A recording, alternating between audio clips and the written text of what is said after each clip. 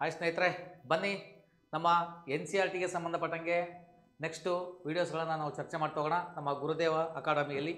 ಹಾಗಾದರೆ ಮುಂದಿನ ಒಂದು ಟಾಪಿಕ್ಕಿಗೆ ಸಂಬಂಧಪಟ್ಟಂಗೆ ಅಂದರೆ ಜೈನಿಸಮ್ ಮತ್ತು ಬೌದ್ಧಿಸಮ್ಗೆ ಸಂಬಂಧಪಟ್ಟಂಗೆ ಒಂದು ನೆಕ್ಸ್ಟು ವಿಡಿಯೋ ಇದಾಗಿದೆ. ಹಾಗಾಗಿ ನೆಕ್ಸ್ಟ್ ಬರುವಂಥ ಒಂದು ಪ್ರಶ್ನೆಗಳನ್ನು ಸ್ಪರ್ಧಾತ್ಮಕ ಪರೀಕ್ಷೆಯಲ್ಲಿ ಏನೇನು ಪ್ರಶ್ನೆಗಳನ್ನು ಕೇಳ್ತಾರೆ ಮತ್ತು ಎನ್ ಸಿ ಆರ್ ಟಿಯಲ್ಲಿ ಏನೇನು ಕಾನ್ಸೆಪ್ಟ್ ಇದ್ದಾವೆ, ಯಾವ್ಯಾವ ಒಂದು ಒಂದು ಅಧ್ಯಾಯದಲ್ಲಿ ಅಥವಾ ಯಾವ್ಯಾವುದೋ ಒಂದು ಕ್ಲಾಸಲ್ಲಿ ಯಾವ್ಯಾವ ವಿಷಯಗಳನ್ನು ಕೊಟ್ಟಾರೆ ಅಂತ ಮತ್ತೆ ನಾವೀಗ ನೆಕ್ಸ್ಟ್ ಒಂದು ಕ್ವಶನ್ಗೆ ತೊಗೊಂಬಂದು ಅದಕ್ಕೆ ಸರಿಯಾದ ಒಂದು ಉತ್ತರವನ್ನು ಹುಡುಕುತ್ತಾ ಎನ್ ಸಿ ಆರ್ ಟಿ ವಿಷಯಗಳನ್ನು ಪ್ರಶ್ನೋತ್ತರಗಳ ಮೂಲಕವಾಗಿ ನಾವು ತಿಳ್ಕೊಳ್ತಾ ಹೋಗೋಣ. ಬನ್ನಿ ನೆಕ್ಸ್ಟು ಒಂದು ಪ್ರಶ್ನೆಗೆ ಹೋಗುವಂಥ ಪ್ರಯತ್ನ ಮಾಡೋಣ.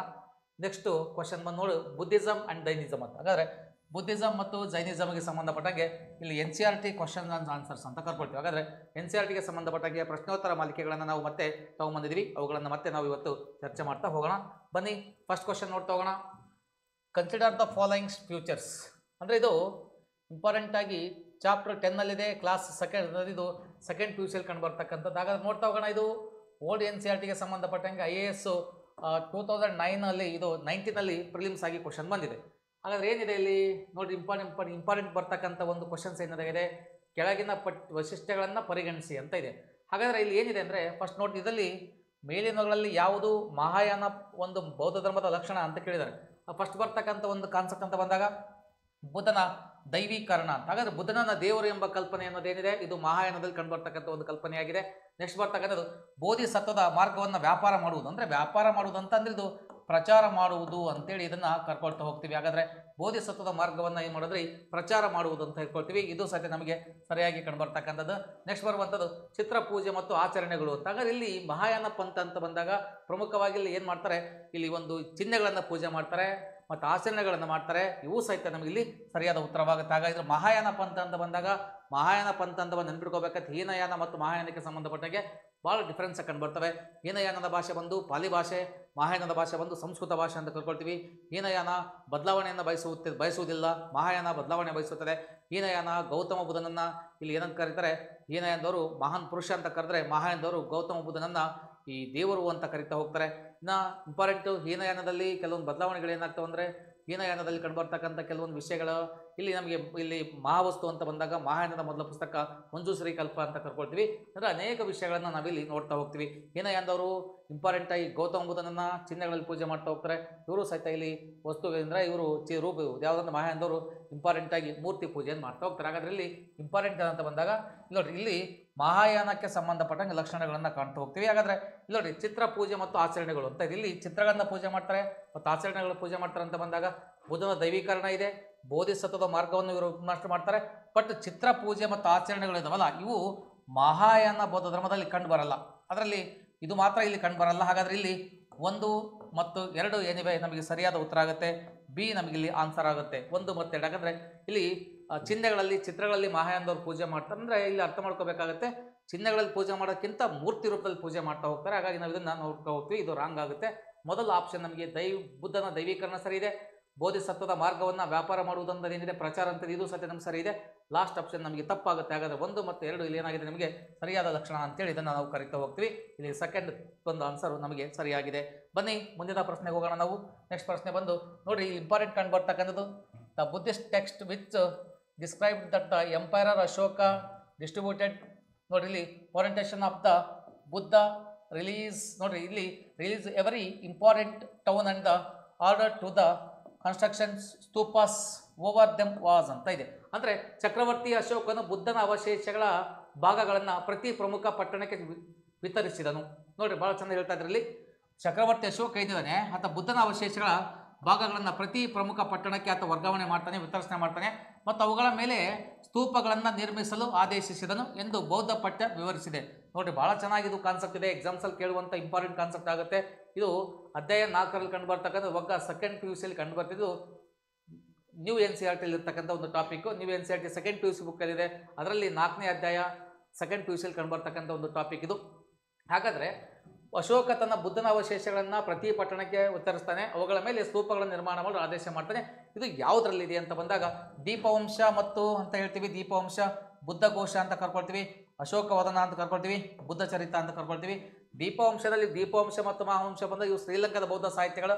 ಅಶೋಕ ತನ್ನ ಮಕ್ಕಳಾದ ಮಹೇಂದ್ರ ಮತ್ತು ಸಂಘಮಿತ್ರರನ್ನು ಆಯ್ತ ಬೌದ್ಧ ಧರ್ಮದ ಪ್ರಚಾರಕ್ಕಾಗಿ ಶ್ರೀಲಂಕಾಕ್ಕೆ ಕಳಿಸಿದಂಥ ವಿಷಯವನ್ನು ಒಳಗೊಂಡಿರ್ತಕ್ಕಂಥ ದೀಪವಂಶ ಮಹಾವಂಶ ಬುದ್ಧಘೋಷ ಅಂತ ಕರಿತೀವಿ. ನೋಡಿ ಇಲ್ಲಿ ಬುದ್ಧಘೋಷ ಸಹಿತ ಇದರಲ್ಲಿ ನಮಗೆ ಕಾನ್ಸೆಪ್ಟ್ ಇಲ್ಲಿ ಕಂಡುಬರಲ್ಲ.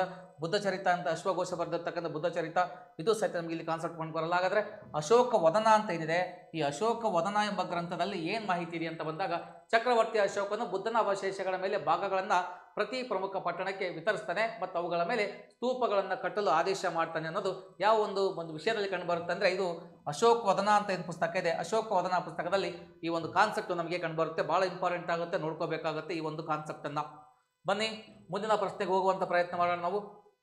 ನೋಡಿ ಇಲ್ಲಿ ಆಂಧ ಅಂತ ಇದೆ, ಹರ್ಮಿಕಾ ಅಂತ ಇದೆ, ಎಸ್ತಿ ಅಂತ ಇದೆ, ನೆಕ್ಸ್ಟು ಛಾತ್ರಿ. 6 ಇಂಟರ್ಗ್ರೇಟೆಡ್ ನೋಡಿ ಇಂಪಾರ್ಟೆಂಟ್ ಕಂಡುಬರ್ತಕ್ಕಂಥದ್ದು integral parts of the which one of the following Buddhist monuments ಅಂತ ಇದೆ. ಅಂದರೆ ಇಲ್ಲಿ ಆಂಡ ಅಂತ ಆಗುತ್ತೆ, ಇದು ಆ್ಯಕ್ಚುಲಿ ಇದು ಆಂಧ ಅಂತ ಕರ್ಕೊಳ್ತೀವಿ, ಆಂಧ ಅಂತ ಅಥವಾ ಅಂಡನ ಅಂತ ಆಂಡ ಅಂತಲೂ ಕರ್ಕೊಳ್ತಾರೆ, ಆಂಡ ಅಂತ ಕರ್ಕೊಳ್ತಾರೆ, ಅಥವಾ ಅರ್ಮಿಕಾ ಅಂತ, ಆಂಡ ಅರ್ಮಿಕಾ ಎಸ್ಟಿ ಛತ್ರಿ ಅಂತ ಬರ್ತದೆ. ಏನಾಗಾದ್ರೆ ನಾವಿಲ್ಲಿ ಇಂಪಾರ್ಟೆಂಟಾಗಿ ಇವನ್ನ ಸ್ತೂಪಗಳಿದಾವಲ್ಲ, ಈ ಸ್ತೂಪಗಳ ಬಗ್ಗೆ ಪರಿಕಲ್ಪನೆಗಳನ್ನು ಇಲ್ಲಿ ನೋಡಿದೆ. ಹಾಗಾದರೆ ಒಂದು ಸ್ತೂಪ ಚಿತ್ರ ನೋಡ್ತೀವಿ. ಸ್ತೂಪ ಆರಂಭದಲ್ಲಿ ಇದು ಭೂಮಿಯಿಂದ ಹಿಂಗಿದ್ದು ಇಲ್ಲಿ ಮೇಲ್ಭಾಗದ ಈ ಥರ ಅರ್ಧ ಅಂಡಾಕಾರದಲ್ಲಿ ನಮಗೆ ಚಿತ್ರ ಕಂಡು ಬರ್ತೈತಿ. ಆಮೇಲೆ ಛತ್ರಿ ಥರ ಒಂದು ಚಿತ್ರ ಕಾಣುತ್ತೆ. ಹಾಗಾಗಿ ಎಸ್ಟಿ ಅಂತ ಇದೆ, ಹರ್ಮಿಕಾ ಅಂತ ಇದೆ, ಆಂಡ ಅಂತ ಇದೆ, ಮತ್ತು ಛತ್ರಿ ಥರ ನಮಗೆ ಕಂಡು ಬರ್ತಕ್ಕಂಥ ಒಂದು ಕಾನ್ಸೆಪ್ಟ್ ನಮಗೆ ಈ ಥರ ಇಲ್ಲಿ ನಮಗೆ ಕೆಲವೊಂದು ಕಾನ್ಸೆಪ್ಟ್ ಕಂಡು ಬರ್ತವೆ. ಹಾಗಾಗಿ ಇದನ್ನು ಛತ್ರಿ ಎಂಬ ಪದ ಇದಾಗ ಎಲ್ಲ ಒಂದು ಸ್ಮಾರಕಗಳ ಅವಿಭಾಜ್ಯ ಅಂಗ ಯಾವುದಂದ್ರೆ ಸ್ತೂಪಗಳ ಅವಿಭಾಜ್ಯ ಅಂಗಗಳಾಗ್ತವೆ. ಹಾಗಾದರೆ ಸ್ತೂಪಗಳು ಅಂದರೆ ಏನು ಸರ್? ಸ್ತೂಪಗಳು ಅಂತ ಬಂದಾಗ ಪ್ರಮುಖ ಚರ್ಚೆ ಮಾಡ್ತಾ ಹೋಗ್ತೀವಿ. ಬುದ್ಧನ ದೇಹದ ಅವಶೇಷಗಳ ಮೇಲೆ ನಿರ್ಮಿಸಿದ ಗೋಳಾಕಾರದ ಗುಮ್ಮಟಾಕಾರದ ಬೃಹತ್ ಕಟ್ಟಡಗಳನ್ನು ಸ್ತೂಪ ಅಂತ ಕರೀತಾರೆ. ಸ್ತೂಪ ಅಂದ್ರೆ ಏನು? ಬುದ್ಧನ ದೇಹದ ಅವಶೇಷಗಳ ಮೇಲೆ ನಿರ್ಮಿಸಿದ ಗೋಳಾಕಾರದ ಗುಮ್ಮಟಾಕಾರದ ಬೃಹತ್ ಕಟ್ಟಡಗಳನ್ನು ಸ್ತೂಪ ಅಂತ ಕರಿತೀವಿ. ಉದಾಹರಣೆಗೆ ಮಧ್ಯಪ್ರದೇಶದಲ್ಲಿ ಕಂಡುಬರ್ತಕ್ಕಂಥ ಸಾಂಚಿ ಸ್ತೂಪ ಅಂತ ಕರ್ಕೊಳ್ತೀವಿ. ಹಾಗಾದರೆ ಇವು ನೋಡಿ ಆಂಡ, ಅರ್ಮಿಕಾ, ಎಸ್ಟಿ, ಛತ್ರಿ ಅನ್ನೋದು ಈ ಅಂಶಗಳಿದಾವಲ್ಲ, ಯಾವ ಒಂದು ಅವಿಭಾಜ್ಯ ಅಂಗ ಅಂತ ಬಂದಾಗ ಸ್ತೂಪಗಳ ಅವಿಭಾಜ್ಯ ಅಂಗ ಅಂತ ನೀವು ಆನ್ಸರ್ ಮಾಡಬೇಕಾಗುತ್ತೆ. ಸ್ತೂಪಗಳ ಅವಿಭಾಜ್ಯ ಅಂಗ ಅಂತೇಳಿ ಕರ್ಕೊಳ್ತಾ ಹೋಗ್ತೀವಿ. ಬನ್ನಿ ನೆಕ್ಸ್ಟ್ ಒಂದು ಪ್ರಶ್ನೆಗೆ ಹೋಗ್ತಾ ಹೋಗೋಣ ನಾವು. In the contest of Buddhist literature ಜಾತಕ ಕಂಟೇನ್ಸ್ ಅಂತ ಇದೆ. ಅಂದರೆ ಜಾತಕಗಳ ಬಗ್ಗೆ ಮಾಹಿತಿ ಕೇಳ್ತಾ ಇದ್ದಾರೆ. ಬೌದ್ಧ ಸಾಹಿತ್ಯಕ್ಕೆ ಸಂಘದಲ್ಲಿ ಜಾತಕ ಏನನ್ನು ಒಳಗೊಂಡಿವೆ, ಜಾತಕ ಕಥೆಗಳು ಅಂತ ಕರ್ಕೊಳ್ತೀವಿ. ಜಾತಕ ಕಥೆಗಳು ಏನನ್ನು ಒಳಗೊಂಡಿವೆ ಅಂತ ಬಂದಾಗ ಮೇನ್ ಇಂಪಾರ್ಟೆಂಟ್ ಬುದ್ಧನ ಹಿಂದಿನ ಪೂರ್ವಜನ್ಮದ ವೃತ್ತಾಂತಗಳು 100% ಸರಿ ಇದೆ. ಬೌದ್ಧ ಸನ್ಯಾಸಿಗಳ ನೀತಿ ಸಂಹಿತೆ ರೂಪಿಸಲಾಗಿದೆ ಅಲ್ಲ, ಇದು ಬೋಧಿಸತ್ವವನ್ನು ಪೂಜಿಸುವ ಆಚರಣೆಗಳು ಅಲ್ಲ ರೀ.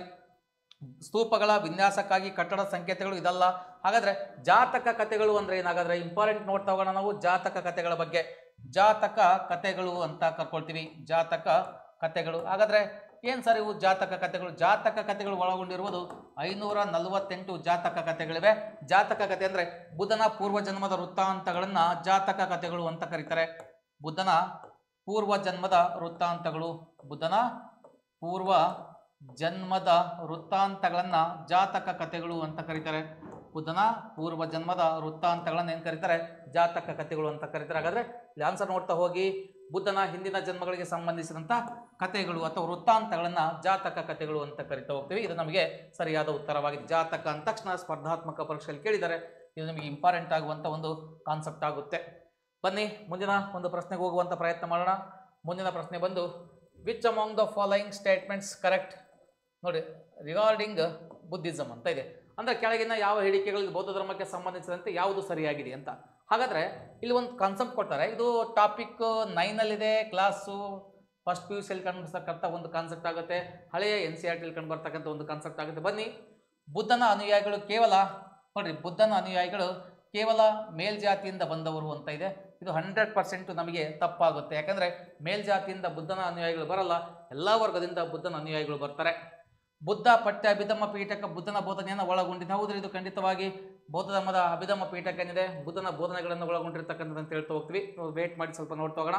ನೆಕ್ಸ್ಟ್, ಬೌದ್ಧ ಧರ್ಮವು ಪ್ರಾರಂಭದಲ್ಲಿ ಮೇಟಾ ಭೌತಿಕ ವಾಸ್ತವಗಳಲ್ಲಿ ತೊಡಗಿಸಿಕೊಂಡಿರುವುದು ಮತ್ತು ಲೌಕಿಕವನ್ನು ನಿರ್ಲಕ್ಷಿಸಿದೆ ಮತ್ತು ಸಮಸ್ಯೆಗಳು ಅಂತದೆ. ಹಾಗಾಗಿ ಇದು ಆ ಥರ ಕಲ್ಪನೆಗಳು ಇಲ್ಲಿ ನಮಗೆ ಕಂಡುಬರಲ್ಲ. ನೆಕ್ಸ್ಟ್ ನೋಡ್ತಾ ಹೋಗೋಣ. ಇಲ್ಲಿ ಏನಿದೆ ಯಾವುದು ಸರಿಯಾಗಿದೆ ಅಂತ ಹೇಳ್ತಂದ್ರೆ, ಬುದ್ಧನ ತನ್ನ ಜೀವಿತಾವಧಿಯಲ್ಲಿ ಹೋರಾಡಲು ಪ್ರಯತ್ನಿಸಲು ಮತ್ತು ಒಳ್ಳೆಯತನದಿಂದ ಕೆಟ್ಟದನ್ನು ಪ್ರೀತಿಯಿಂದ ದ್ವೇಷಿಸೋದು 100% ಇದು ಸತ್ಯ ಸರಿಯಾಗಿದೆ.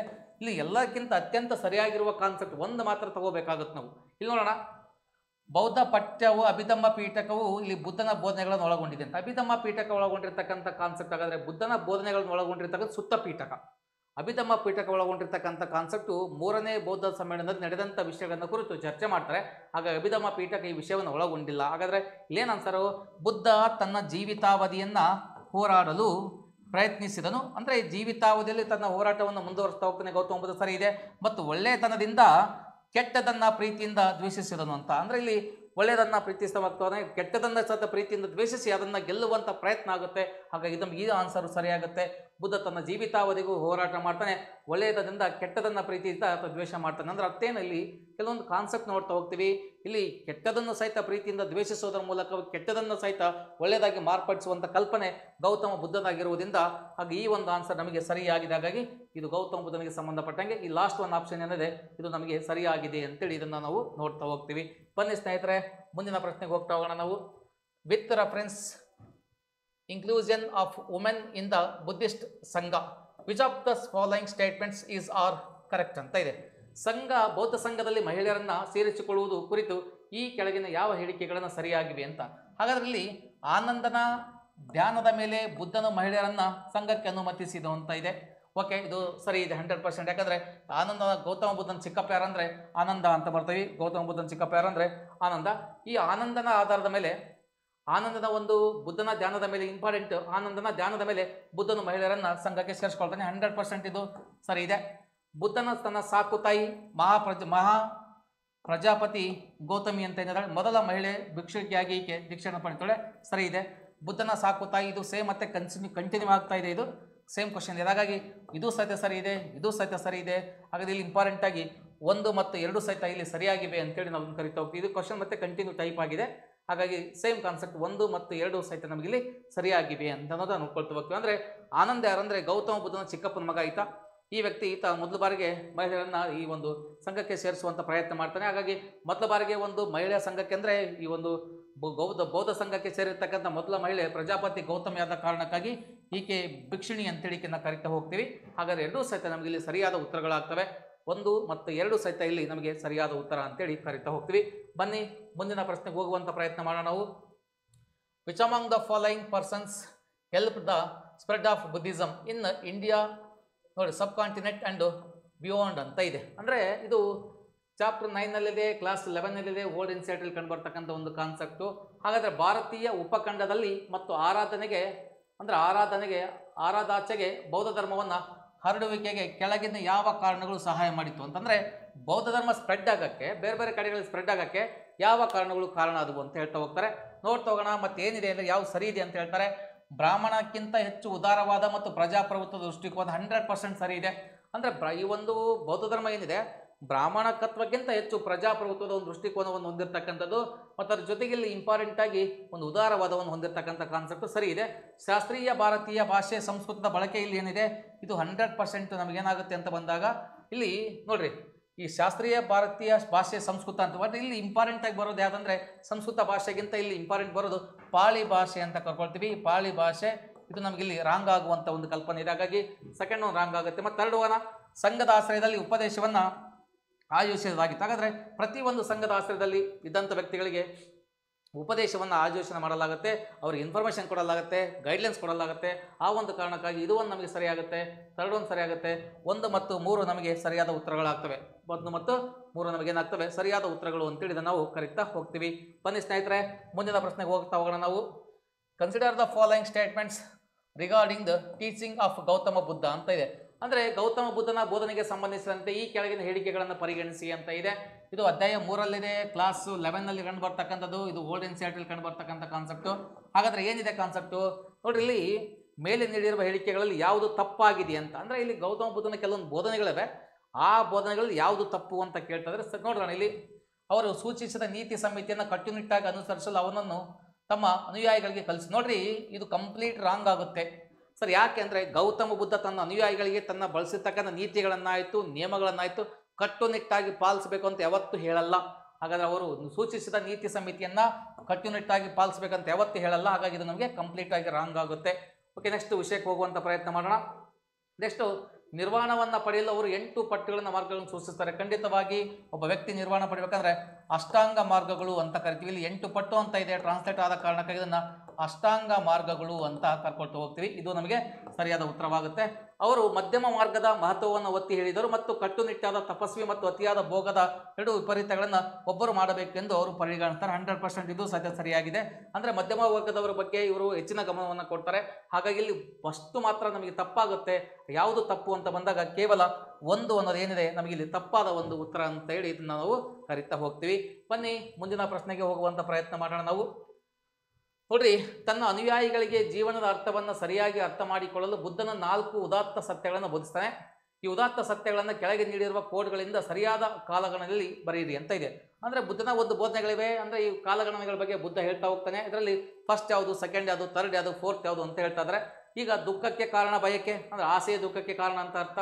ಈ ಜಗತ್ತಿನಲ್ಲಿ ದುಃಖ ಇದೆ ಅಂತ ಇದೆ. ಈ ಸಂಕಟಕ್ಕೆ ಒಂದು ಕಾರಣವಿದೆ ಅಂತ ಇದೆ. ಆಸೆಗಳನ್ನು ದೂರ ಮಾಡಿದರೆ ದುಃಖವನ್ನು ಕೊನೆಗಾಣಿಸಲು ಸಾಧ್ಯ ಅಂತ ಇದೆ. ಹಾಗಾದರೆ ಫಸ್ಟ್ ಯಾವುದು ಅಂತ ಫಸ್ಟ್ ನೋಡಿ, ಜಗತ್ತು ದುಃಖದಿಂದ ಕೂಡಿದೆ ಅಂತ ಇದು ಫಸ್ಟ್ ಒನ್ ಇದೆ. ಹಾಗಾದರೆ ಜಗತ್ತು ದುಃಖದಿಂದ ಕೂಡಿದೆ ಫಸ್ಟ್ ಒನ್. ಹಾಗಾದ್ರೆ ಸೆಕೆಂಡ್ ಒನ್ ಏನಿದೆ, ಇದು ಫಸ್ಟ್ ಇದೆ, ಜಗತ್ತು ದುಃಖದಿಂದ ಕೂಡಿ. ಫಸ್ಟ್ ಇಲ್ಲಿ ಆರ್ಡರ್ ನೋಡ್ತಾ ಹೋಗಿ. ಇದು ಹಾಗಾದರೆ ನಮಗೆ ಇದು ಒಂದು ಸರಿ ಕಾಣುತ್ತೆ, ಇದು ಒಂದು ಸರಿ ಕಾಣ್ತಾ ಇದೆ, ಎರಡು ನಮಗೆ ಸರಿ ಕಾಣ್ತದವೆ ಇಲ್ಲಿ.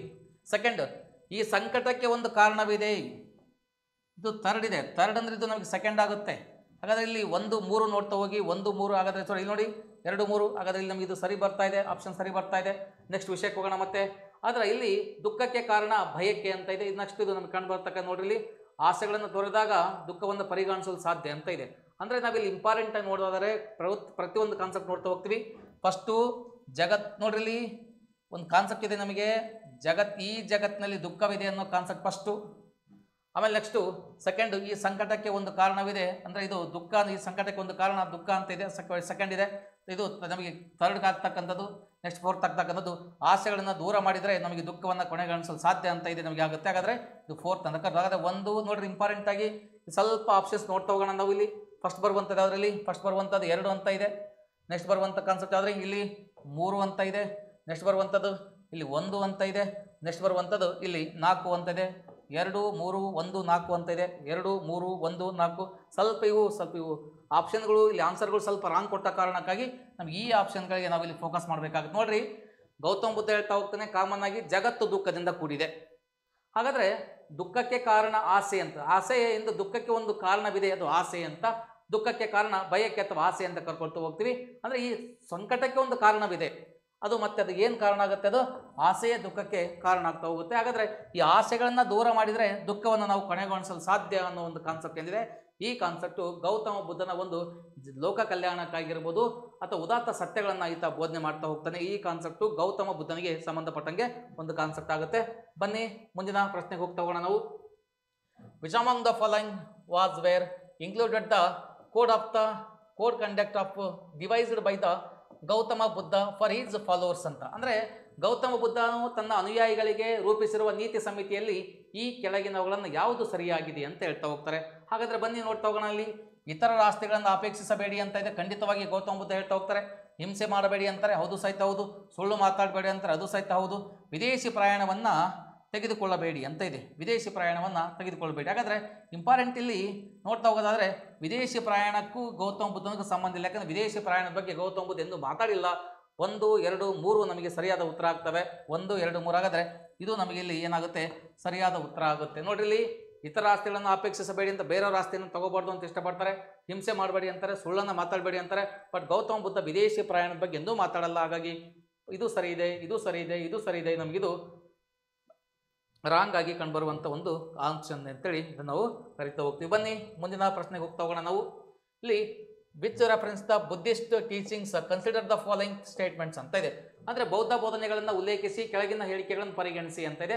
ಮತ್ತು ಅದರಲ್ಲಿ ಮೇಲಿನ ಹೇಳಿಕೆಗಳಲ್ಲಿ ಯಾವುದು ತಪ್ಪಾಗಿದೆ ಅಂತ ಇದೆ. ಇಲ್ಲಿ ನೋಡ್ತಾ ಹೋಗೋಣ ನಾವು. ಇದು ವೇದಗಳ ಆಧಾರಿತ, ನೋಡ್ರಿ ಇಂಪಾರ್ಟೆಂಟ್ ಆಗಿ ಇದರಲ್ಲಿ ಒಂದು ತಪ್ಪಾದ ಹೇಳಿಕೆ ಇದೆ. ಈ ತಪ್ಪಾದ ಹೇಳಿಕೆಗಳನ್ನು ಗುರುತಿಸಿ ಅಂತ ಹೇಳ್ತಾರೆ. ಇದು ವೇದಗಳ ಅಧಿಕಾರವನ್ನು ಜಾತಿಯ ಆಧಾರದ ಮೇಲೆ ಸಾಮಾಜಿಕ ವ್ಯತ್ಯಾಸಗಳನ್ನು ತಿರಸ್ಕರಿಸುವ ವ್ಯತ್ಯಾಸಗಳು. ನೋಡ್ರಿ, ಇದು ವೇದಗಳ ಅಧಿಕಾರವನ್ನು, ಅಂದರೆ ವೇದಗಳ ಕಾಲದಲ್ಲಿ ಅಧಿಕಾರವನ್ನು ಜಾತಿಯ ಆಧಾರದ ಮೇಲೆ ಸಾಮಾಜಿಕ ವ್ಯತ್ಯಾಸಗಳನ್ನು ತಿರಸ್ಕರಿಸುವಂಥ ವ್ಯವಸ್ಥೆಗಳು. ಇದು ರಾಜನ ದೈವಿಕ ಮೂಲ ಪರಿಕಲ್ಪನೆಯನ್ನು ಪ್ರತಿಪಾದಿಸುತ್ತೆ. ಇದು ದೇವರು ಮತ್ತು ಬೌದ್ಧ ಅಸ್ತಿತ್ವವನ್ನು ಗುರುತಿಸುವುದಿಲ್ಲ. ಹಾಗಾದರೆ ನೋಡ್ರಿ, ಇಲ್ಲಿ ಇದು ಸಹಿತ ಸರಿಯಾಗಿದೆ. ಯಾಕಂದರೆ ಮುಂದೆ ಇಲ್ಲಿ 4ನೇ ಬೌದ್ಧ ಸಮ್ಮೇಳನ ನಡೆದಾದ್ಮೇಲೆ ಇಲ್ಲಿ ದೇವರನ್ನು, ತನ್ನ ಅಸ್ತಿತ್ವವನ್ನು ಗುರುತಿಸುತ್ತೆ. ದೇವರ ಒಂದು ಮೂರ್ತಿ ಪೂಜೆಯನ್ನು ಸ್ಟಾರ್ಟ್ ಮಾಡುತ್ತೆ. ಇದು ನಮಗೆ ಇಲ್ಲಿ ಸರಿಯಾದ ಉತ್ತರ ಆಗುತ್ತೆ. ಮತ್ತು ಇದು ರಾಜನ ದೈವಿಕ, ನೋಡ್ರಿ ಇಲ್ಲಿ ರಾಜನ ದೈವಿಕ ಮೂಲವನ್ನು ಪರಿಕಲ್ಪನೆ ಪ್ರತಿಪಾದಿಸುತ್ತೆ. ಖಂಡಿತವಾಗಿ ನಮಗೆ ಇದು ತಪ್ಪಾಗಿ ಕಂಡುಬರ್ತಕ್ಕಂಥದ್ದು. ಯಾಕಂದರೆ ರಾಜನ ಪರಿಕಲ್ಪನೆ ಅನ್ನೋದು ಈ ಒಂದು ಕಾನ್ಸೆಪ್ಟಲ್ಲೇ ಇಲ್ಲ. ಹಾಗಾಗಿ ಇದು ನಮಗೆ ರಾಂಗ್ ಆಗುತ್ತೆ. ಇದು ವೇದಗಳ ಅಧಿಕಾರವನ್ನು ಜಾತಿಯ ಆಧಾರದ ಮೇಲೆ ಸಾಮಾಜಿಕ ವ್ಯತ್ಯಾಸಗಳನ್ನು ತಿರಸ್ಕರಿಸಲು ವ್ಯತ್ಯಾಸ ವ್ಯವಸ್ಥೆಗಳು ಅಂತ 100% ಇದು ಸತ್ಯ ನಮ್ಗೆ ಸರಿಯಾಗುತ್ತೆ. 1 ಮತ್ತು 3 ನಮಗೆ ಸರಿಯಾಗುತ್ತೆ. ಆಗ ನೋಡ್ತಾ ಹೋಗೋಣ ಅಲ್ಲಿ 1 ಮತ್ತು 3 ಇಲ್ಲಿ ನೋಡ್ರಿ, ಇಲ್ಲಿ ಸ್ವಲ್ಪ ಇದು ಆಪ್ಷನ್ ನಮಗೆ ಇಲ್ಲಿ ಏನು ಹೇಳ್ತಾರೆ ಅಂದರೆ ಇದು ವೇದಗಳ ಅಧಿಕಾರವನ್ನು ಜಾತಿಯ ಆಧಾರದ ಮೇಲೆ ಸಾಮಾಜಿಕ ವ್ಯತ್ಯಾಸಗಳನ್ನು ತಿರಸ್ಕಾರ ಮಾಡುತ್ತೆ ಅಂತ ಹೇಳ್ತೀವಿ. ಇದು ಸರಿಯಾಗಿದೆ ಮತ್ತು ಇದು ಸರಿಯಾಗಿದೆ. ಇಲ್ಲಿ ಮೇನ್ ಇಂಪಾರ್ಟೆಂಟ್ 1 ಮತ್ತು 3 ಆಗಬೇಕಿತ್ತು, ಸ್ವಲ್ಪ ರಾಂಗ್ ಆಗಿದೆ. ಇದು 1 ಮತ್ತು 3 ಆಪ್ಷನ್ ಏನಾಗಿದೆ ನಮಗೆ ಸರಿಯಾದ ಉತ್ತರ ಅಂತೇಳಿ ನಾವು ಕರಿತಾ ಹೋಗ್ತೀವಿ. ಬನ್ನಿ ಸ್ನೇಹಿತರೆ, ಮುಂದಿನ ಪ್ರಶ್ನೆಗೆ ಹೋಗುವಂಥ ಪ್ರಯತ್ನ ಮಾಡೋಣ. ನಾವು ಭಾರತದಲ್ಲಿ ಬೌದ್ಧ ಧರ್ಮಕ್ಕೆ ಕೊಡುಗೆಗಳು ಸಂಬಂಧಿಸಿದಂತೆ ಈ ಕೆಳಗಿನ ಹೇಳಿಕೆಗಳನ್ನು ಪರಿಗಣಿಸಿ ಅಂತ. ಅಂದರೆ ಭಾರತದಲ್ಲಿ ಈ ಬೌದ್ಧ ಧರ್ಮಕ್ಕೆ ಕೊಡುಗೆಗಳನ್ನು ಸಂಬಂಧಿಸಿದ ಕೆಳಗಿನ ಹೇಳಿಕೆಗಳನ್ನು ಪರಿಗಣಿಸಿ ಅಂತ ಹೇಳ್ತಾರೆ. ಏನಾಗದ ಪ್ರಶ್ನೆ ಅಂತ ಬಂದಾಗ ಟಾಪಿಕ್ ನಂಬರ್ 9 ಇದೆ, ಕ್ಲಾಸ್ ನಂಬರ್ 11 ಇದೆ. ಇದು ಓಲ್ಡ್ NCERT ಕಂಡು ಬರ್ತಕ್ಕಂಥ ಒಂದು ಕಾನ್ಸೆಪ್ಟು. ನೋಡ್ತಾ ಹೋಗೋಣ ಇಲ್ಲಿ ಏನಾಗಿದೆ ಅಂತ ಬಂದಾಗ ಇದು ನೋಡಿ, ಇಲ್ಲಿ ಯಾವುದು ತಪ್ಪಾಗಿದೆ ಅನ್ನೋ ಕಾನ್ಸೆಪ್ಟ್. ಇದು ಜಾನುವಾರುಗಳಿಗೆ ಹತ್ಯೆಯನ್ನು ನಿಷೇಧಿಸುವ ಮೂಲಕ ದೇಶವನ್ನು ಪ್ರಾಣಿ ಸಂಪತ್ತನ್ನು ಇದು ಹೆಚ್ಚಿಸುತ್ತೆ. ಖಂಡಿತವಾಗಿ ಇದು ಸರಿ ಇದೆ. ಯಾಕಂದ್ರೆ ಇಲ್ಲಿ ಜಾನುವಾರುಗಳನ್ನ ಹತ್ಯೆ ಮಾಡಬಾರ್ದು ಅಂತ ಹೇಳ್ತಾರೆ. ಇದರ ಮೂಲಕವಾಗಿ ನಾವು ದೇಶದಲ್ಲಿ ಪ್ರಾಣಿ ಸಂಪತ್ತನ್ನು ಹೆಚ್ಚು ಮಾಡಬಹುದು ಅಂತ ಹೇಳ್ತಾರೆ. ಸರಿ ಇದೆ. ನಾವು ಮತ್ತೆ ವಿಷಯಕ್ಕೆ ಹೋಗೋಣ. ನಾವು ಇಲ್ಲಿ ಅವರು ಮೂರ್ತಿ ಪೂಜೆಯನ್ನು ವಿರೋಧಿಸಿದರು ಮತ್ತು ಹೆಣ್ಣು ಮಗುವಿನ ಶಿಕ್ಷಣಕ್ಕೆ ಒತ್ತು ನೀಡ್ತಾರೆ. ಖಂಡಿತವಾಗಿ ಇದು ರಾಂಗ್ ಆಗುತ್ತೆ. ಯಾಕಂತ ಆಮೇಲೆ ಚರ್ಚೆ ಮಾಡ್ತಾ ಹೋಗೋಣ. ಇದು ಜನರಿಗೆ ವಿಷಯಗಳನ್ನು ಲಘುವಾಗಿ ತೆಗೆದುಕೊಳ್ಳೋದೆ ವಾದಿಸಲು ಮತ್ತು ನಿರ್ಣಯಿಸಲು ಕಲ್ಪಿಸಿದೆ. ನೋಡ್ರಿ, ಯಾವುದೇ ಒಂದು ವಿಷಯವನ್ನು ನಾವು ಹಗುರವಾಗಿ ತಗೋಬಾರ್ದು. ಆ ವಿಷಯದ ಬಗ್ಗೆ ನಾವು ವಾದ ಮಾಡಬೇಕು, ಅದರ ವಿಷಯದ ಬಗ್ಗೆ ನಾವು ನಿರ್ಣಯ ಮಾಡಬೇಕು ಅಂತ ಹೇಳ್ತಾರೆ. ಇದು ನಮಗೆ ಸರಿಯಾಗಿದೆ. ಹಾಗಾದರೆ ಅವರು ಮೂರ್ತಿ ಪೂಜೆಯನ್ನು ವಿರೋಧಿಸ್ತಾರೆ. ನೋಡ್ರಿ, ಇಲ್ಲಿ ಆರಂಭದಲ್ಲಿ ಮೂರ್ತಿ ಪೂಜೆಯನ್ನು ವಿರೋಧಿಸಿದ್ರು ಸಹಿತ ಮುಂಬರುವ ದಿನಗಳಲ್ಲಿ 4ನೇ ಬೌದ್ಧ ಸಮ್ಮೇಳನ ಆದಮೇಲೆ ಈ ಮೂರ್ತಿ ಪೂಜೆಯನ್ನು ಇವರು ಸ್ಟಾರ್ಟ್ ಮಾಡ್ತಾರೆ. ಹೆಣ್ಣು ಮಗುವಿಗೆ ಶಿಕ್ಷಣ ಅಂದರೆ ಹೆಣ್ಣು ಮಗುವಿಗೆ ಆದ್ಯತೆ ಕೊಡ್ತಾರೆ, ಬಟ್ ಹೆಣ್ಣು ಮಗುವಿನ ಶಿಕ್ಷಣಕ್ಕೆ ಇವರು ಹೆಚ್ಚು ಒತ್ತು ಕೊಡೋದಿಲ್ಲ. ಹಾಗಾಗಿ ನಮಗಿದು ಆಪ್ಷನ್ ರಾಂಗ್ ಆಗುತ್ತೆ. ಹಾಗಾಗಿ ಇಲ್ಲಿ ಕೇವಲ 2 ಮಾತ್ರ ಅಂತ ಕರಿತೀವಿ. ಸಿ ಆಪ್ಷನ್ ನಮಗೆ ಏನಾಗಿದೆ ಇದು ಸರಿಯಾದ ಉತ್ತರ ಅಂತೇಳಿ ಕರ್ಕೊಳ್ತೀವಿ. ಸಿ ಆಪ್ಷನ್ ನಮಗೆ ಸರಿಯಾದ ಉತ್ತರ ಅಂತೇಳಿ ಕರ್ಕೊಳ್ತಾ ಹೋಗ್ತೀವಿ. ಬನ್ನಿ ಮುಂದಿನ ಪ್ರಶ್ನೆಗೆ ಹೋಗುವಂಥ ಪ್ರಯತ್ನ ಮಾಡೋಣ. Consider the following statements regarding the causes of the decline of Buddhism in India ಅಂತ. ಭಾರತದಲ್ಲಿ ಬೌದ್ಧ ಧರ್ಮದ ಅವನತಿಗೆ ಕಾರಣಗಳು ಬಗ್ಗೆ ಈ ಕೆಳಗಿನ ಹೇಳಿಕೆಗಳನ್ನು ಪರಿಗಣಿಸಿ ಅಂತ ಇದೆ. ಹಾಗಾದ್ರೆ ಮೇಲೆ ನೀಡುವ ಹೇಳಿಕೆಗಳಲ್ಲಿ ಯಾವುದು ತಪ್ಪಾಗಿದೆ ಅಂದರೆ ಬೌದ್ಧ ಧರ್ಮದ ಒಂದು ಅವನತಿಗೆ ಕಾರಣಗಳನ್ನು ಕೊಟ್ಟಿದ್ದೀವಿ. ಅದರಲ್ಲಿ ಒಂದು ಹೇಳಿಕೆಗಳು ತಪ್ಪಾಗಿವೆ, ಕೆಲವೊಂದು ಹೇಳಿಕೆಗಳು ತಪ್ಪಾಗಿವೆ. ಯಾವ ಹೇಳಿಕೆಗಳು ತಪ್ಪಾಗಿವೆ ಅಂತ ಹೇಳ್ತಾ ಇದ್ದಾರೆ. ನೋಡ್ತೋಗೋಣ. ಮೊದಲ ಶತಮಾನದಿಂದ ಅವರು ದೊಡ್ಡ ಪ್ರಮಾಣದಲ್ಲಿ ಮೂರ್ತಿ ಪೂಜೆಯನ್ನು ಅಭ್ಯಾಸ ಮಾಡ್ತಾರೆ ಮತ್ತು ಭಕ್ತರಿಂದ ಹಲವಾರು ಕಾಣಿಕೆಗಳನ್ನು ಇವರು ಪಡಿತಾರೆ. 100% ಇದು ಸರಿ ಇದೆ. ಯಾಕಂದರೆ ಮೊದಲ ಶತಮಾನದಿಂದ ಅವರು ದೊಡ್ಡ ಪ್ರಮಾಣದಲ್ಲಿ ಮೂರ್ತಿ ಪೂಜೆ ಸ್ಟಾರ್ಟ್ ಆಗುತ್ತೆ. 4ನೇ ಶತಮಾನದಿಂದ ಇಟ್ ಮೀನ್ಸ್ 4ನೇ ಬೌದ್ಧ ಸಮ್ಮೇಳನ ಏನಾಗುತ್ತೆ, 4ನೇ ಬೌದ್ಧ ಸಮ್ಮೇಳನ ಆದಮೇಲೆ ಕನಿಷ್ಕನ ಕಾಲದಿಂದ ಇಲ್ಲಿ ದೊಡ್ಡ ಮೂರ್ತಿ ಪೂಜೆಗಳನ್ನು ಸ್ಟಾರ್ಟ್ ಮಾಡ್ತಾರೆ ಮತ್ತು ಭಕ್ತರಿಂದ ಹಲವಾರು ಕಾಣಿಕೆಗಳನ್ನು ಪಡ್ಕೊಳ್ತಾರೆ. ನಿಧಾನಕ್ಕೆ ಬೌದ್ಧ ಧರ್ಮದ ಅವನತಿಗೆ ಇದು ಕಾರಣ ಆಗುತ್ತೆ. ಮತ್ತು ಅವುಗಳಲ್ಲಿ ವಾಸಿಸುವ ಮಹಿಳೆಯರೊಂದಿಗೆ ಮಠಗಳ ಆಗಾಧ ಸಂಪತ್ತನ್ನು ಮತ್ತಷ್ಟು ಕಾರಣವಾಯಿತು. ಅಂದರೆ ಹೆಚ್ಚು ಪ್ರಮಾಣದಲ್ಲಿ ಮಹಿಳೆಯರು ಒಂದು ಸಂಘದಲ್ಲಿ ವಾಸ ಮಾಡೋ ಕಾರಣಕ್ಕಾಗಿ ಮಠಗಳಲ್ಲಿ ವಾಸ ಮಾಡೋಕ್ಕಾಗಲಿ ಇಲ್ಲಿ ಕೆಲವೊಂದು ಅನೈತಿಕ ಚಟುವಟಿಕೆಗಳು ಸ್ಟಾರ್ಟ್ ಆಗ್ತವೆ ಅಂತ ಹೇಳ್ತೀವಿ. ಇಲ್ಲಿ ಹೆಣ್ಣರನ್ನು ಇಲ್ಲಿ ಕೇವಲ ಒಂದು ವಸ್ತುಗಳಲ್ಲಿ ಬಳಸುವ ರೀತಿ ಸ್ಟಾರ್ಟ್ ಆಗುತ್ತೆ. ಆ ಕಾರಣಕ್ಕಾಗಿ ಇಲ್ಲಿ ನೋಡಿ, ಅವುಗಳಲ್ಲಿ ವಾಸಿಸುವ ಮಹಿಳೆಯರೊಂದಿಗೆ ಮಠಗಳು ಆಗಾಧ ಸಂಪತ್ತು ಮತ್ತಷ್ಟು ಕಾರಣವಾಯಿತು. ಅದರಲ್ಲಿ ಬೌದ್ಧ ಧರ್ಮದ ಅವನತಿಗೆ ಇದು ಸಹಿತ ಕಾರಣ ಆಗುತ್ತೆ. 100% ಸರಿ ಇದೆ. ಮತ್ತು ಅವರು ನಳಂದ ವಿಕ್ರಮವಿಶ್ವವಿದ್ಯಾಲಯದ ಕಲಿಕೆ ಸ್ಥಾನಗಳನ್ನು ಸ್ಥಾಪನೆ ಮಾಡ್ತಾರೆ. ಇದು ರಾಂಗ್ ಆಗುತ್ತೆ. ಯಾಕೆ ಅದು ಸರಿ ಇದೆ ಆ್ಯಕ್ಚುಲಿ. ಹಾಗಾದರೆ ಇಲ್ಲಿ ನಮಗೆ ಇದು ತಪ್ಪಾಗಿದೆ, ಇದು ಸರಿ ಇದೆ. ಯಾಕಂದರೆ ನಳಂದ ವಿಶ್ವವಿದ್ಯಾಲಯ ವಿಕ್ರಮಶೀಲ ವಿಶ್ವವಿದ್ಯಾಲಯ ಕಲಿಕೆ ಅನ್ನೋದು ಬೌದ್ಧ ಧರ್ಮದ ಅವನತಿಗೆ ಕಾರಣ ಆಗಲ್ಲ ರೀ. ಯಾಕಂದರೆ ಆರಂಭದಲ್ಲಿ ಯಾವುದೇ ಒಂದು ಫಲಾಪೇಕ್ಷೆಯನ್ನು ಬಯಸಿದ್ದಿಲ್ಲ. ಆದರೆ ಮುಂದೆ ಬರುವ ದಿನಗಳಲ್ಲಿ ಮೂರ್ತಿ ಪೂಜೆ ಸ್ಟಾರ್ಟ್ ಆಯಿತು. ಅಲ್ಲಿ ಕಾಣಿಕೆಗಳನ್ನು ಪಡ್ಕೊಳ್ಳೋಕೆ ಸ್ಟಾರ್ಟ್ ಮಾಡ್ತಾರೆ. ಜನರು ಇದ್ರ ಬಗ್ಗೆ ಆಸಕ್ತಿಯನ್ನು ಕಡಿಮೆ ಮಾಡ್ಕೊಳ್ತಾ ಹೋಗ್ತಾರೆ. ಮತ್ತು ಮಹಿಳೆಯರಲ್ಲಿ ಮಠಗಳಲ್ಲಿ ವಾಸ ಮಾಡೋ ಕಾರಣಕ್ಕಾಗಿ ಕೆಲವೊಂದು ಅನೈತಿಕ ಚಟುವಟಿಕೆಗಳು ಸ್ಟಾರ್ಟ್ ಆದವು ಅಂತ ಹೇಳ್ತಾ ಹೋಗ್ತೀವಿ. ಇದು ಒಂದು ನಮಗೆ ಕಾರಣ ಆಗುತ್ತೆ. ಹಾಗಾದರೆ 1 ಮತ್ತು 2 ಅಂತ ಕರಿತೀವಿ. ಎ ಮತ್ತು 1 ಮತ್ತು 2 ಇದು ನಮಗೆ ತಪ್ಪಾದ ಹೇಳಿಕೆಗಳು ಅಂತೇಳಿ ಇದನ್ನು ನಾವು ಕರಿತಾ ಹೋಗ್ತೀವಿ. ಬನ್ನಿ ಮುಂದಿನ ಪ್ರಶ್ನೆಗೆ ಹೋಗುವಂಥ ಪ್ರಯತ್ನ ಮಾಡೋಣ. Match the followings list correctly and choose the correct code ಅಂತ ಇದೆ. ಇಲ್ಲಿ ಕೆಲವೊಂದು ವಿಷಯಗಳನ್ನು ಕೊಟ್ಟಿದ್ದೀವಿ ನಾವು. ಅದರಲ್ಲಿ ಯಾವುದು ಸರಿ ಇದೆ ಅಂತ ಹೇಳ್ತಾ ಇದ್ದಾರೆ. ಕೆಳಗಿನ ಪಟ್ಟಿಗಳನ್ನು ಸರಿಯಾಗಿ ಹೊಂದಿಸಿ ಮತ್ತು ಸರಿಯಾದ ಕೋಡನ್ನು ಆಯ್ಕೆ ಮಾಡಿ ಅಂತ ಇದೆ. ಇದು ಟಾಪಿಕ್ ನಂಬರ್ 9ನಲ್ಲಿದೆ. ಕ್ಲಾಸ್ 11ನಲ್ಲಿರ್ತಕ್ಕಂಥ ಓಲ್ಡ್ NCERT ಕಂಡು ಬರ್ತಕ್ಕಂಥದ್ದು ಬುದ್ಧನ ಜೀವನಕ್ಕೆ ಸಂಬಂಧಿಸಿದ ಸ್ಥಳಗಳು ಮತ್ತು ಮಹತ್ವ ಅಂತಂದರೆ ಬುದ್ಧನ ಜೀವನಕ್ಕೆ ಕೆಲವೊಂದು ಸ್ಥಳಗಳು ನಮಗೆ ಮಹತ್ವ ಕೊಡ್ತವೆ. ಆ ಸ್ಥಳಗಳು ಏನು ವಿಷಯ ಹೇಳ್ತವೆ ಅಂತ ನೋಡ್ತಾ ಹೋಗೋಣ. ಸಾರನಾಥ, ನಿಮಗೆ ನೆನಪಿರಲಿ, ಸಾರನಾಥದಲ್ಲಿ ಗೌತಮ ಬುದ್ಧ ಮೊದಲ ಬಾರಿಗೆ ಬೋಧನೆ ಮಾಡ್ತಾನೆ. ಖಂಡಿತವಾಗಿ ಮೊದಲ ಧರ್ಮ ಬೋಧನೆ ಇದು. ಹಾಗಾದರೆ ಎಗೆ 3 ಆಗುತ್ತೆ. ನಮಗೆ ಇಲ್ಲಿ ಆನ್ಸರ್ ಸಿಕ್ಕಿದೆ, ಎಗೆ 3 ಅಂತ. ಮತ್ತೆ ನೋಡ್ತಾ ಹೋಗೋಣ ನಾವು. ಲುಂಬಿನಿ ಅಂತ. ಹಾಗಾದರೆ ಗೌತಮ ಬುದ್ಧ ಹುಟ್ಟಿರ್ತಕ್ಕಂಥ ಪ್ಲೇಸ್ ಲುಂಬಿನಿ ಅಂತ. ಹಾಗಾದರೆ ಬಿಗೆ 1 ಆಗುತ್ತೆ, ಬಿಗೆ 1 ಆಗುತ್ತೆ, ಖಂಡಿತವಾಗಿ ನಮಗೆ ಸಿಗ್ತಾ ಇದೆ, ಬಿಗೆ 1 ಅಂತ ಸಿಗ್ತಾ ಇದೆ. ನೆಕ್ಸ್ಟು ಕುಶಿನಗರ, ಗೌತಮ ಬುದ್ಧ ಮರಣ ಹೊಂದಿರತಕ್ಕಂಥ ಪ್ಲೇಸು ಕುಶಿನಗರ, ಇದು ಸಿಗೆ 4 ಆಗುತ್ತೆ, ಸಿಗೆ 4 ನಮಗೆ ಸಿಕ್ಕಿದೆ. ಹಾಗಾದ್ರೆ ಆನ್ಸರ್ ನೇರವಾಗಿ ಸಿಕ್ಕಿದೆ ನಮಗೆ. ಇನ್ನು ಬೋಧಗಯ ಅಂತ ಕರ್ಕೊಳ್ತೀವಿ, ಇದು ಬೋಧಗಯ ಅನ್ನೋದು ಇಂಪಾರ್ಟೆಂಟಾಗಿ ಜ್ಞಾನೋದಯ ಆದಂಥ ಪ್ಲೇಸ್. ಹಾಗಾದರೆ ಗೌತಮ ಬುದ್ಧ ಹುಟ್ಟಿದಂಥ ಪ್ಲೇಸು ಇಂಪಾರ್ಟೆಂಟು ಲುಂಬಿನಿ ಅಂತ ಕರ್ಕೊಳ್ತೀವಿ. ಈತ ಮೊದಲ ಬೋಧನೆ ಸಾರನಾಥ ಅಂತ ಕರ್ಕೊಳ್ತೀವಿ. ಇನ್ನು ನೆಕ್ಸ್ಟು ಈತ ಈ ಒಂದು ಬೋಧಗಯ ಅನ್ನೋದು ಇದನ್ನು ಜ್ಞಾನೋದಯ ಪ್ಲೇಸ್ ಅಂತೀವಿ. ಕುಶಿನಗರ ಅನ್ನೋದು ಈತನಿಗೆ ಮರಣ ಹೊಂದಿರತಕ್ಕಂಥ ಪ್ಲೇಸ್ ಅಂತ ಕರ್ಕೊಳ್ತೀವಿ. ಎಕ್ಸಾಮ್ಸಲ್ಲಿ ಈ ಥರ ಪ್ಲೇಸ್ಗಳನ್ನು ಕೇಳ್ತಾರೆ, ಹುಷಾರಾಗಿ ಒಂದೊಂದು ಪ್ಲೇಸ್ಗಳನ್ನು ನೀವು ಹ್ಯಾಂಡಲ್ ಮಾಡಬೇಕಾಗುತ್ತೆ. ಮುಂದೆ ಈಗ ನೆಕ್ಸ್ಟು ಪ್ರಶ್ನೆಗೆ ಹೋಗುವಂಥ ಪ್ರಯತ್ನ ಮಾಡೋಣ. ಈ ಕೆಳಗಿನ ಪಟ್ಟಿಗಳನ್ನು ಸರಿಯಾಗಿ ಹೊಂದಿಸಿ ಮತ್ತು ಸರಿಯಾದ ಕೋಡನ್ನು ಬಳಸಿ ಅಂತ ಇದೆ. ಅಂದರೆ ಇಲ್ಲಿ ಏನು ಕಾನ್ಸೆಪ್ಟ್ ಯಾರಂದರೆ ಬೌದ್ಧ ಧರ್ಮಕ್ಕೆ ಸಂಬಂಧಿಸಿದ ಕೆಲವು ನಿಯಮಗಳಿದ್ದಾವೆ. ಹಾಗಾದರೆ ಏನೇನು ಕಾನ್ಸೆಪ್ಟ್ ಅಂತ ನೋಡ್ತೋಗೋಣ. ಸಂಘ, ಧಮ್ಮ, ಸ್ತೂಪಗಳು, ಚೈತ್ಯರು ಅಂತ ಇದೆ. ಹಾಗಾದರೆ ಧಮ್ಮ ಏನು ಹೇಳುತ್ತೆ, ಸಂಘ ಏನು ಹೇಳುತ್ತೆ, ಸ್ತೂಪಗಳು ಏನು ಹೇಳ್ತವೆ, ಚೈತ್ಯರು ಏನು ಹೇಳ್ತವೆ. ಇವುಗಳ ಮೀನಿಂಗ್ ಗೊತ್ತಿದ್ರೆ ಮಾತ್ರ ಹೊಂದಕ್ಕೆ ಸಾಧ್ಯ. ಇವುಗಳ ಮೀನಿಂಗ್ ಗೊತ್ತಿಲ್ಲ ಅಂದರೆ ಯಾವುದೇ ಕಾರಣಕ್ಕೂ ಈ ವಿಷಯಗಳು ನಮಗೆ ಹೊಂದಕ್ಕಾಗೋದಿಲ್ಲ. ನೋಡ್ತಾ ಹೋಗೋಣ ನಾವು. ಇಲ್ಲಿ ಇಂಪಾರ್ಟೆಂಟ್ ಒಂದು ಇದೆ. ಇಲ್ಲಿ ನೋಡ್ರಿ, ಇಲ್ಲಿ ಸಂಘ ಅಂತ ಇದೆ, ನ್ಯಾಯದ ಮಾರ್ಗ, ಬುದ್ಧ ಮತ್ತು ಇತರ ಅವಶೇಷಗಳಿರುವ ಸ್ಥಳ ಅಂತ ಇದೆ. ಸನ್ಯಾಸಿಗಳ ಆದೇಶ ಮತ್ತು ಸನ್ಯಾಸಿಗಳನ್ನು ಇರಿಸಲಾಗುವುದು ಅಂತ ಇದೆ. ನೆಕ್ಸ್ಟು ಸನ್ಯಾಸಿಗಳು ಪ್ರಾರ್ಥಿಸುವ ಸ್ಥಳ ಅಂತ ಇದೆ. ಹಾಗಾದರೆ ಇಂಪಾರ್ಟೆಂಟ್ ನೋಡ್ತಾ ಹೋಗೋಣ. ಇಲ್ಲಿ ಪ್ರಾರ್ಥಿಸುವ ಸ್ಥಳ ಅಂತ ಬಂದಾಗ ಇಂಪಾರ್ಟೆಂಟಾಗಿ ಚೈತ್ಯಾಲಯಗಳು ಅಂದ್ರೆ ಇಲ್ಲಿ ಇಂಪಾರ್ಟೆಂಟ್. ಡಿಗೆ 4 ಕಾಣ್ತಾ ಇದೆ, ಡಿಗೆ ಇಲ್ಲಿ 4, ಇಲ್ಲಿ ಒಂದಿದೆ, ಇಲ್ಲಿ ಒಂದು 4 ಇದೆ. ಚೈತ್ಯ ಅಂದರೆ ಇಲ್ಲಿ ಸನ್ಯಾಸಿಗಳು ಪ್ರಾರ್ಥನೆ ಮಾಡುವಂಥ ಸ್ಥಳಗಳನ್ನ ಚೈತ್ಯಾಲಯ ಅಂತ ಕರ್ಕೊಳ್ತೀವಿ. ಸ್ತೂಪ ಅಂದರೆ ಏನು ಸರ, ಬುದ್ಧನ ಮತ್ತು ಇತರರ ಅವಶೇಷಗಳ ಸ್ಥಳ ಅಂತ. ಇದು ಸಿಗೆ 2 ಅಂತ ಇದೆ, ಸಿಗೆ 2 ಅಂತ ಇದೆ, ಸಿಗೆ 2 ಹುಡುಕ್ತಾ ಹೋಗಿ. ಸಿಗೆ 2 ನಮಗೆ ಇಲ್ಲಿ ಆನ್ಸರ್ ಸಿಕ್ಕಿದೆ, ಸಿಗೆ 2 ಅಂತ ಇದೆ. ಹಾಗಾದ್ರೆ ಇನ್ನೊಂದು ಬಿಗೆ 1 ಬರುತ್ತೆ. ಹಾಗಾದರೆ ಸಂಘ ಅಂತ ಬಂದಾಗ ನೋಡಿರಿ, ಇಂಪಾರ್ಟೆಂಟಾಗಿ ಬಿಗೆ 1 ಬರುತ್ತೆ. ಸಂಘ ಅಂತ ಬಂದಾಗ ನ್ಯಾಯದ ಮಾರ್ಗ ಅಂತ. ಅಂದರೆ ಇಲ್ಲಿ ಇಂಪಾರ್ಟೆಂಟ್ ಬೌದ್ಧ ಧರ್ಮದಲ್ಲಿ ಇರುವಂಥ ಈ ಒಂದು ಬೌದ್ಧ ಭಿಕ್ಷುಗಳೇನಾದರೆ ನ್ಯಾಯದ ಮಾರ್ಗದಲ್ಲಿ ಬದುಕಬೇಕು ಅಂತ ಹೇಳುತ್ತೆ. ಯಾವುದೋ ಕ್ಷಮಿಸಿ, ಈಗ ಬಿಗೆ 1 ಅಂತ ಹೇಳ್ತಾ ಹೋಗ್ತೀವಿ. ಬಿಗೆ 1 ಅಂತ ಬಂದಾಗ ನಮಗೆ ಧಮ್ಮ ಅಂತ ಬಂದಾಗ ನ್ಯಾಯದ ಮಾರ್ಗದಲ್ಲಿ ಬದುಕಬೇಕು. ಅಂದರೆ ಅಶೋಕನ ಬೌದ್ಧ ಧಮ್ಮ ಅನ್ನೋ ಕಾನ್ಸೆಪ್ಟ್ ಏನಿದೆ, ಬೌದ್ಧದ ಧಮ್ಮ ಅನ್ನೋ ಕಾನ್ಸೆಪ್ಟು ಒಬ್ಬ ವ್ಯಕ್ತಿಯ ಒಂದು ಬದುಕನ್ನು ಹೇಳ್ತಕ್ಕಂಥದ್ದು. ಧಮ್ಮ ಅಂದರೆ ಹೊಸ ಜೀವನ ವಿಧಾನವಾಗಿದೆ. ಯಾವುದೇ ಒಂದು ಧರ್ಮವಾಗಿರದೆ ಹೊಸ ಜೀವನ ವಿಧಾನವನ್ನು ಧಮ್ಮ ಅಂತೀವಿ. ಒಬ್ಬ ವ್ಯಕ್ತಿ ಯಾವ ಥರ ಬದುಕಬೇಕು ಅಂತ ಹೇಳ್ತಾ ತಂದೆ ತಾಯಿಗೆ ವಿಧೇಯರಾಗಿರಬೇಕು, ಗುರು ಹಿರಿಯರಿಗೆ ಗೌರವವನ್ನು ಕೊಡಬೇಕು. ಇನ್ನು ಬೌದ್ಧ ಸನ್ಯಾಸಿ ಅಂದರೆ ಸನ್ಯಾಸಿಗಳೊಂದಿಗೆ ಉತ್ತಮ ಬಾಂಧವ್ಯವನ್ನು ಹೊಂದಬೇಕು, ಸತ್ಯವನ್ನು ನುಡಿಬೇಕು, ಆತ್ಮಶುದ್ಧಿಯನ್ನು ಹೊಂದಬೇಕು ಅನ್ನೋ ಕಾನ್ಸೆಪ್ಟ್ ಏನಿದೆ ಧಮ್ಮದಲ್ಲಿ ಕಂಡು ಬರುತ್ತೆ. ಹಾಗಾಗಿ ಇದು ನ್ಯಾಯದ ಮಾರ್ಗ ಅಂತೀವಿ. ಇನ್ನು ಸಂಘ ಅಂತ ಬಂದಾಗ ಸಹಜವಾಗಿ ಈ ಸನ್ಯಾಸಿಗಳ ಆದೇಶ ಮತ್ತು ಸನ್ಯಾಸಿಗಳನ್ನು ಇರಿಸಲಾಯಿತು ಅಂತ ಹೇಳ್ತೀವಿ. ಇದನ್ನು ನಾವು ಸಂಘ ಅಂತೀವಿ. ಹಾಗಾದರೆ ಇಂಪಾರ್ಟೆಂಟ್ ನಮ್ಗೆ ಕಂಡು ಬರ್ತಕ್ಕಂಥದ್ದು. ಹಾಗಾದರೆ ಹೇಗೆ 3 ಅಂತೀವಿ. ಹೇಗೆ 3 ಅಂತ ಬಂದಾಗ ಸಂಘ ಅಂತ ಬಂದಾಗ ಸನ್ಯಾಸಿಗಳ ಆದೇಶ, ಸನ್ಯಾಸಿಗಳನ್ನು ಇರಿಸಲಾಯಿತು ಅಂತ. ಧಮ್ಮ ಅಂತ ಬಂದಾಗ ನ್ಯಾಯದ ಮಾರ್ಗ ಅಂತೀವಿ. ಇನ್ನು ಸ್ತೂಪ ಅಂತ ಬಂದಾಗ ಇಂಪಾರ್ಟೆಂಟಾಗಿ ಇಲ್ಲಿ ಬುದ್ಧ ಮತ್ತು ಇತರರ ಅವಶೇಷಗಳ ಮೇಲೆ ಇರುವಂಥ ಸ್ಥಳ ಅಂತ ಕರ್ಕೊಳ್ತೀವಿ. ಚೈತ್ಯ ಅಂತ ಬಂದಾಗ ಸನ್ಯಾಸಿಗಳು ಪ್ರಾರ್ಥಿಸುವ ಸ್ಥಳಗಳನ್ನು ನಾವು ಚೈತ್ಯ ಅಂತೇಳಿ ಕರಿತಾ ಹೋಗ್ತೀವಿ. ಎಸ್ ಸ್ನೇಹಿತರೆ, ಇಲ್ಲಿವರೆಗೂ ಇರ್ತಕ್ಕಂಥ ಕಾನ್ಸೆಪ್ಟ್ಗಳು ಈ ಒಂದು ಜೈನಿಸಮ್ ಮತ್ತು ಬೌದ್ಧಿಸಮ್ಗೆ ಸಂಬಂಧಪಟ್ಟಂಗೆ ಕಾನ್ಸೆಪ್ಟ್ ಆಗ್ತವೆ. ಮುಂದುವರಿದ ಭಾಗ ಏನಿದೆ ನೆಕ್ಸ್ಟ್ ವಿಡಿಯೋದಲ್ಲಿ ಮತ್ತೆ ಸಿಗೋಣ. ಮುಂದಿನ ಒಂದು ಕಾನ್ಸೆಪ್ಟ್ಗಳನ್ನು ಮತ್ತೆ ನಾವು ಚರ್ಚೆ ಮಾಡ್ತಾ ಹೋಗೋಣ. Thank you for watching.